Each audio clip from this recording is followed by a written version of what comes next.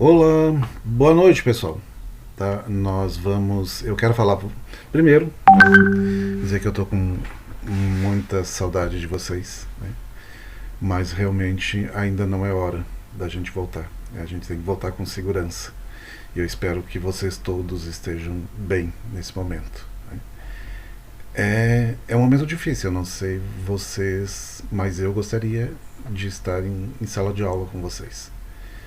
Que né, chega um momento que a gente tá, mas tá todo mundo assim, né? Como diz, nós estamos todos na mesma tempestade, em barcos diferentes, mas estamos todos na mesma tempestade. E a gente tem que acreditar que vai passar, e vai. Mas não podemos, no momento, ainda se arriscar, né? A coisa tem que ser feita com toda a segurança, de preferência quando houver já uma vacina, né? Que a gente não vá se infectar e levar esse vírus para cá, para dentro da nossa casa, tá bom? Então, mas vamos falar aqui então do que interessa. Eu resolvi a partir de agora gravar esses vídeos. Esse vídeo é referente à aula ali ó, do dia 25 e 27 de agosto, né? E eu vou passar alguns pontos com vocês aqui. E assim, então, o nosso assunto é reforma religiosa, tá? Chega um momento da história, né, que surge um cara chamado Martinho Lutero, tá? E o Martinho Lutero, né, ele tinha o pensamento dele, ele quis mudar. Ele era um padre católico, ele era professor universitário também, das primeiras universidades que existiam naquela época na história, tá? Mas chegou um momento que ele se revoltou com toda a situação, principalmente a situação da riqueza que vivia a Igreja Católica, né? Ele foi conhecer o Vaticano, ele conheceu o Papa lá na época, né? E ele voltou de lá mais revoltado ainda com tudo que ele viu, né? E principalmente a questão a venda de indulgências, né? A Igreja Católica, por exemplo, vendia o perdão dos pecados, né? Quando vocês tiverem algumas outras perguntas, né, em relação até às questões, se vocês não entenderem, vocês deixam lá no WhatsApp, né, que quando eu montar o próximo vídeo eu já esclareço essas questões, tá bom? Então ali, ó, deixa eu ver alguma coisa importante, né? Os sacramentos que ele reconhecia apenas o batismo e a Eucaristia, tá? Que mais? Livre exame da Bíblia, quer dizer, e ele mesmo fez a tradução da Bíblia depois para a língua alemã, né? Martinho Lutero era alemão, tá? E ele fez essa tradução, ele levou 2, 3 anos somente para fazer essa tradução, porque as Bíblias, só existiam Bíblia em latim, né? A gente está falando de um tempo na história em que os padres ficavam de costa para os fiéis, aliás, até uns 150 anos ou menos ainda era desse jeito, inclusive aqui no Brasil. Então ele traduziu a Bíblia para a língua alemã, para que as pessoas pudessem ter acesso a essa leitura, né?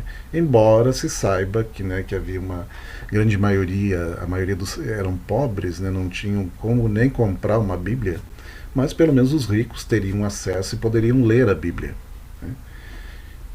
E que mais? Aqui fala sobre o avanço do luteranismo, né?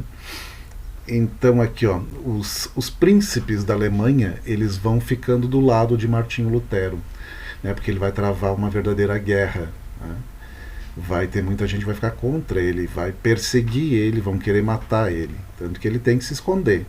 Esses 2, 3 anos que eu falei para vocês é o tempo que ele fica escondido, né, e já fazendo a tradução da Bíblia, né? Mas ele estava, na verdade, fugindo porque ele foi ameaçado de morte, né? Que mais acá? E uma outra coisa, a partir de Martinho Lutero surgem as religiões protestantes. Então, Martinho Lutero, protestante. Martinho Lutero, ele protestava, né? Daí vem o termo protestante, né? O protesto dele era contra, então, aquela igreja católica que existia.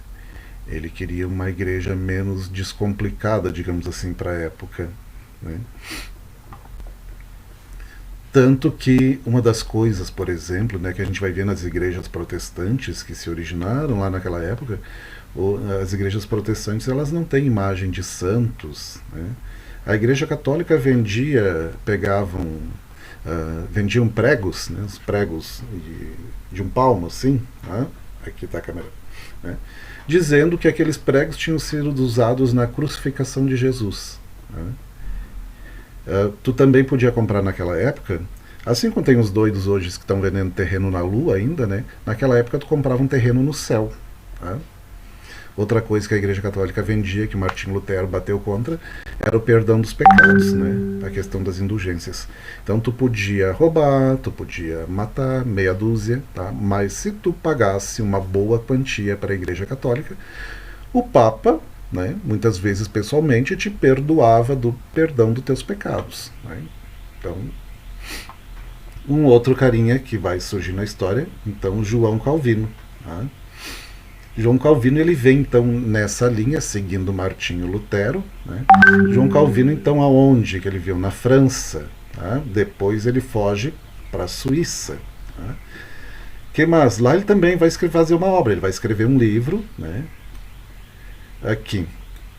E aqui tem, né, os preceitos, né, o que ele pensava, um resuminho assim muito rápido do que ele colocou no livro dele. Então, se vocês olharem aqui embaixo, né, ó, exclusão, aquilo que eu falei para vocês, exclusão do culto aos santos e às imagens, combate ao celibato clerical. Quer dizer, a gente vai ter esses protestantes, né, esses homens que vão aderir a essas novas religiões, eles poderão casar. Tá? Isso era uma coisa, Martinho Lutero casou, teve vários filhos. Né? Tanto que hoje os pastores, né, que são originários das igrejas protestantes, eles podem casar, devem casar, têm família, né, são, enfim. Tá? Que mais? Uma outra coisa que diz aqui, ó, a doutrina calvinista foi bem aceita porque ela valorizava então aqui o trabalho e a riqueza. Tá? Se a gente pegar algumas dessas igrejas, a maioria delas, eles batem muito em cima disso, na questão do trabalho. Né? Tu tem que trabalhar para ter prosperidade. Né? Então, Deus até te ajuda, mas vai trabalhar. Né? E a Igreja Católica, naquela época, ao menos, dizia o seguinte, não, né? Basta tu crer em Deus, que Deus vai dar tudo para ti. Né? A gente sabe que não é assim. Né? Que mais? Vamos para a próxima página aqui. Ou é uma só? Não, tem mais uma. Deixa eu ver aqui, já sai daqui. Olha, de repente vai acontecer alguns probleminhas aqui. É que sabe que... ela saiu. Aqui. Deixa eu botar em tela cheia para vocês. E aqui estamos nós. Tá? Reforma anglicana acontece na Inglaterra. Tá? Pelas ideias, então, desse carinha aqui, ó, John Wycliffe. Tá? Que mais? Por que aconteceu? Então, houve um rompimento entre o rei inglês, o rei Henrique VIII e o Papa, naquela época, o Clemente VII. O rei, resumindo a história, é o seguinte, o rei queria casar novamente. Era proibido. Tá? O Papa recusou. Então ele fez o seguinte, né? O Henrique VIII acabou sendo excomungado, né? E ele acaba criando, né, uma nova igreja na Inglaterra. Tá? Então, o Papa não vai me dar o divórcio, eu crio uma nova igreja e eu vou ser o chefe dessa igreja. Tá? Que mais? A igreja anglicana ela acaba ficando semelhante à igreja católica. Aqui esse detalhe, ela nega apenas a autoridade do Papa. Tá? E daí depois ela vai evoluindo na Inglaterra. Diante disso tudo, a igreja católica ela tem que tomar alguma decisão. Né? Como combater então os protestantes. Como combater... A ideia era combater as igrejas protestantes. Então eles criaram aqui embaixo, ó, Contra-Reforma, pena que isso aqui não sublinha. Aliás, ele acaba saindo. Volta, eu não digo, fazendo porcaria aqui, mas eu vou aprendendo. Tá? Se acalma que eu aprendo a me lidar nesse trem aqui. A Igreja Católica ela cria então a Contra-Reforma ou Reforma Católica, então lá em 1545, então 500 anos atrás praticamente. Tá? o que ela faz? Ao invés de dela se tornar um pouco mais liberal para tentar agradar as pessoas, ela impôs, ela obriga uma interpretação da Bíblia, né? As pessoas, ela coloca o dever das pessoas terem que seguir cada vez mais a Bíblia. E ela mantém todos os sacramentos, inclusive o celibato, que é o fato dos padres não poderem casar até hoje. Tá? Que mais aqui? Indissolubilidade do matrimônio e do culto aos santos. Então, divórcio proibido. Tá? Cultuar santos também não pode. Uma das coisas, talvez, que melhore na Igreja Católica é que eles vão passar a se preocupar com a formação dos padres. Isso não existia antes. Né? Então, a partir de agora, vão ter uma formação. Os padres vão ter tipo uma faculdade para se tornar padre a partir daquela época.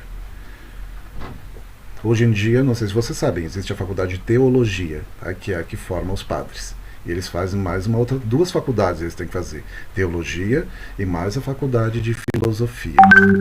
Então eles passam muitos anos estudando até se formarem padre.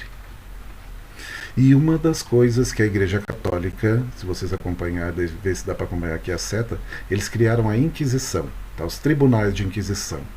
E aqui sim, aqui daí eu não posso falar palavrão, né? Mas bem que eu gostaria. Não, mentira. Nos tribunais de Inquisição as pessoas eram condenadas somente pela suspeita, de repente, e principalmente as mulheres. Né?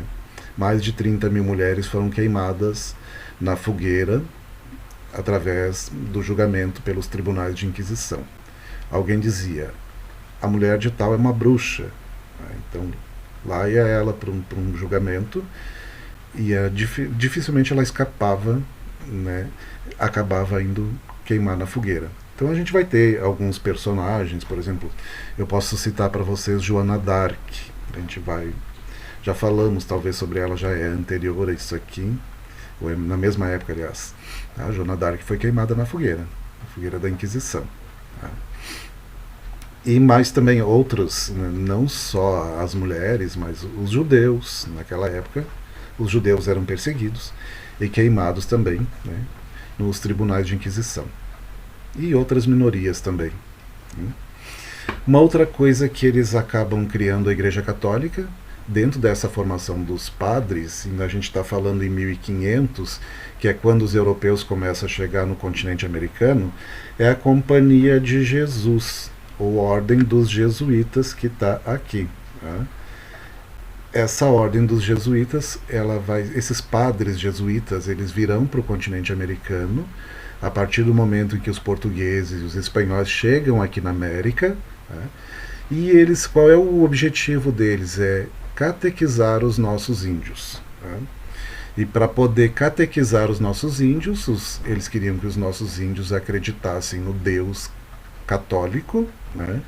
E para isso eles colocaram na cabeça do índio que Tupã, né, por exemplo, era um demônio. Tá? Então eles destruíram de uma parte a cultura indígena, né, a parte da questão religiosa do índio, porque eles precisavam do índio para quê? Para colocar o índio no trabalho. Né? Não chegava a ser, digamos, uma forma de escravização, né, de escravidão, mas de qualquer forma o índio acabava trabalhando para esses padres jesuítas. Né? E a gente tem o grande exemplo então das missões jesuíticas aqui no Rio Grande do Sul, né, que era um território que pertencia à Espanha, que depois passa a pertencer ao Brasil. Tá? Essas missões depois elas foram destruídas e abandonadas, hoje restam apenas as ruínas dela. Então a partir de 1500 e pouco, as missões jesuíticas são feitas aqui no Sul e em outros lugares do mundo também. Tá? Mas nós tivemos o exemplo, então, da convivência com esses padres jesuítas aqui no extremo sul do Brasil, né? Há quase 500 anos atrás. Bom, gente, eu não posso me alongar muito nisso aqui. Tá? Dúvidas vocês podem colocar lá no grupo do WhatsApp. E façam contato sempre que tiverem uma dúvida. E no próximo vídeo eu tento sanar alguma dúvida que tenha ficado aí para trás. Tá? Beijos e abraços, tá? Fiquem bem. Tchau, tchau.